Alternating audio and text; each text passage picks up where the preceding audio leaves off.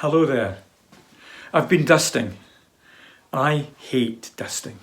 It doesn't matter how often you do it, it all just keeps coming back. And that's why I'm giving special attention to these ornaments that you see behind me. Apart from the fact that they tend to attract dust, I'm not really an ornament sort of person, to be honest. But these ones belonged to my late mother, and I keep them as a memento of her. My two favourites are the churches, perhaps for rather obvious reasons. This one, or so I'm told, is a model of the church in Ireland where my paternal grandfather was baptised and took his first communion. This one, with its square tower and arched windows, is a fairly typical English village church, such as you might see in areas like the Cotswolds, and quite similar to the one where members of my family worship down in Staffordshire. When the word church comes up in conversation, the first thing we think of is a building. We have this mindset that church is a place we go to on Sundays. It's easy to lose sight of the fact that we aren't just going to church, we are the church.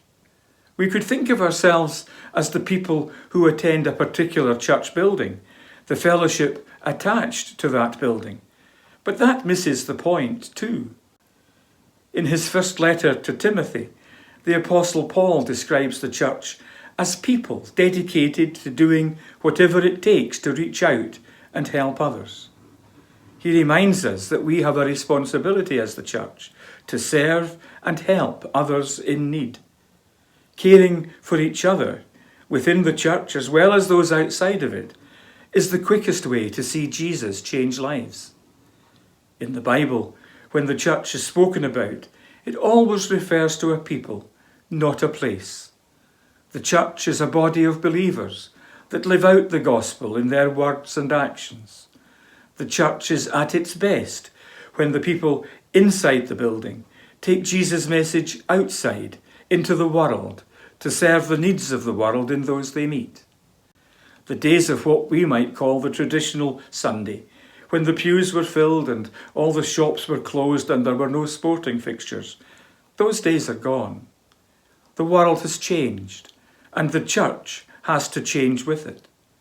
At a time when we are turning our thoughts to what church will be like in the post-pandemic world, whether worship will move online or continue in person in the sanctuary, it is worth remembering the simple truth about who we are and what we are called to do for Jesus in the world.